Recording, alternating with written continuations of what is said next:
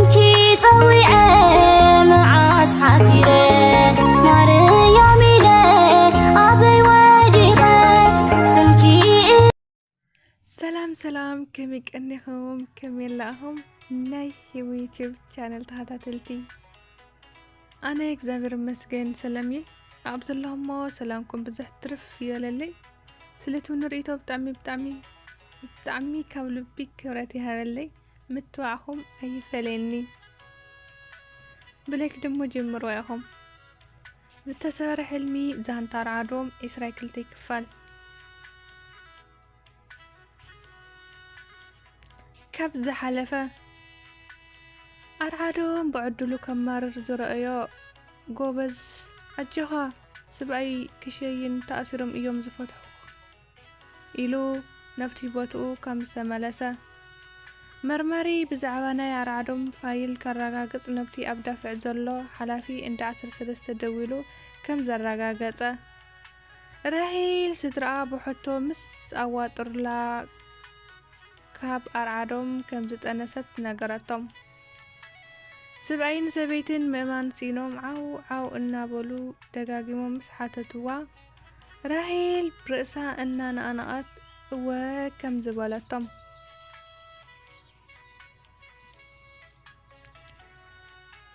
ኣይተ ግርማይ ገጾም ጸልማት ተኻደነት ብሕርቀን ብጣዕሳ ጣዕ ክብሉ ደለዩ ከምዚ ከቃወጥላ ከምዚ ጸንሑ በሓንሳብ ዘረብኦም ቅይር ኣቢሎም ብምልክት ኢዶም ናብ ገጻ እናመልከቱ ብዓውታ ዘለዎ ድምፂ ገይሮም ራሂል ኣርዓዶ ምስ ነብሲ ክደፊርኩ እዩ ካብዚ ገዛ ተሰዊሩ ዘሎ ኢሎም ምስ ሓተትዋ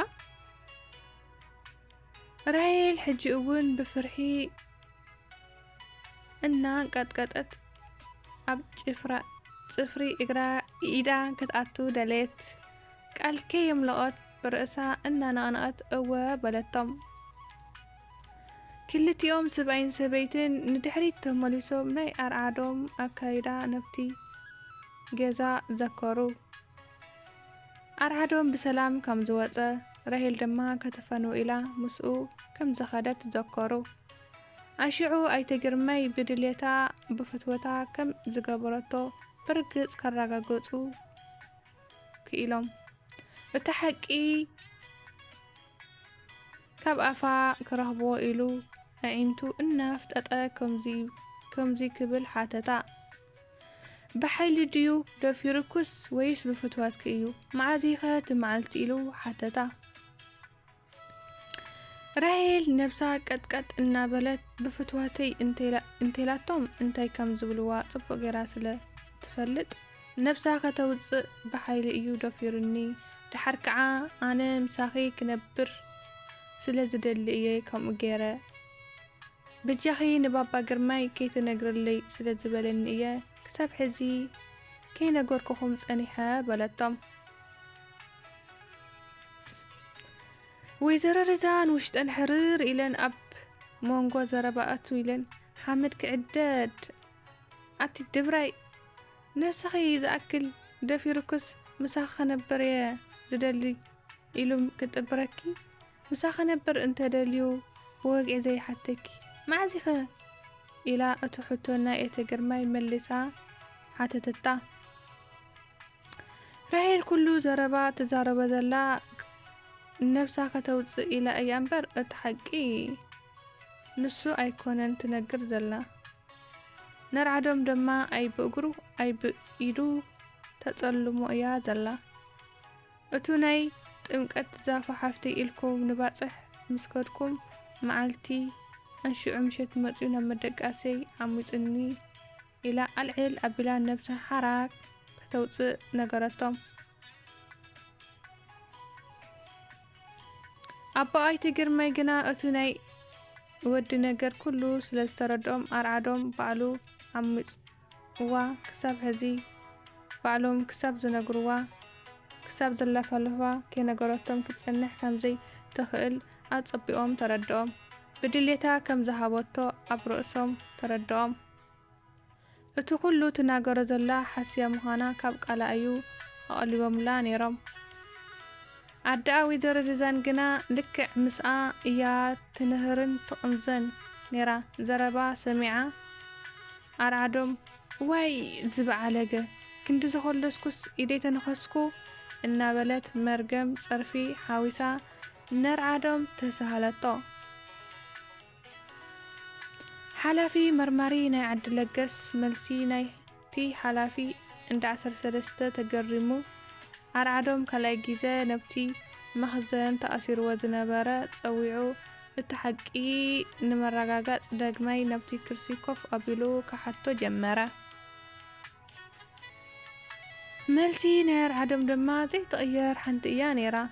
በቃ ኣነ ልክዕ በይነይ ክሰግር ኢለ ነብቲ ዳፍዕ ኣትየ እየ። ሃንደበት ደው በል ምስ በሉኒ ድማ ካሃድም ብጥይት ተኩሶም ከዓ እግረይ ሃሪሞም ሒዞምኒ። ናብኣቶም ወሲዶም ደኣ ሓደ ለይቲ ምስ ሕደሩኒ ምስቶም ኣብኡ ተኣሲሮም ዝጸንሑ መኪና ጸዊዖም ነብዚ ኣምጺኦምና ኢሉ ምስ መለሰሉ እቲ መርማሪ ብመልሲ ኣርዓዶም ዓጊቡ ከም ሰምሳሪ ዘይኮነስ ከም ኖርማል ተሳገሪ ገይሩ ወረቐቱ ምምድፋር ጸጸር ትበሃል ቤተ እስር ቤት የሕልፎ። ኣርዓዶም ድማ ንኺድ ኢሎም ነብቲ ቦታኦም ዝተመለሱ መሬት ክዓርብ ዓሪቡ ክወግሕ ምስ ቃረበ ኩሎም እቶም እስርዋት ወሲዶም መኪና ኣዳልዮም ኣዋልዶምን ኣወዳቶም ሓደፊት ንኽልተ ሰብ ሓሓደ ኢዶም ኣሲሮም መኪና ጸዊዖም ሰብ ከይተስአ ለመኒ ከይሓርአ ብጋህቱ ንምንደፈራ ክወስድዎ መኪኖም ኣበገሱ። ኣብቲ መኪና ከም ገለ ኢሎ ቃስ እንተይላ ከነጥሩ ነጢሮም ከይሃድሙ ዝብል ሓሳብ ንፋስ ዘይብሉ ብናህሪ ናብቲ መኪና ንፋስ ዘለውሉ ዝነበረ ብቕልጡፍ ማእኸላይ ከተማ መንደፈራ ሰንጢቖም ቡቲ ክንደይ እስር ቤት ዘሰኻሕት ጸጸር እትበሃል ቤት እስር ቤት ወሲዶም ልክዕ ኣብቲ ካንሸሎ እቱ ምስ በሉ ክልተ ብጫፎት ንፊት ዝጥመቱ ክልተ ኮምፒተር ሓደ መዳጎኒ ናይ ደቂ ኣንስትዮ ድማ ናይ ተባዕትዮ እስር ቤት እሱራት ዓቕሎም ጸቢብዎም ጸንሕዎም። ኣርዓዶም እቲ ቆስሊ ናይ እግሩ ገና ከይሓወየሉ እቲ ኣብ ኣፍልቡ ብሓይሊ ኣምላኽ እንተ ነቐጸሉ እቱ ናይ እግሩ ግና ገና ብቐንዝኡ እናተለውለወ ይሕንክስ እዩ ዘሎ። ኣብቲ መኽዘን ኮንትራክተር ኣኪቦምዎም እና ኣተውዎም ከለዉ ጠጠው ኢሉ ዝዕዘቦም ዝነበረ ሓላፊ ነቲ ጸጸር ኣርዓዶም ክሕንክስ ምስ ረአዮ ነቶም ዝክክዎም ዝነበሩ ኣባላት ኣፋንዮም ኣታ ሓንካስ ኢሉ ነርዓዶም ጸውዖ። ኣርዓዶም ድማ ሓንከስ እናበለ ተቐጽል 23 ክፋል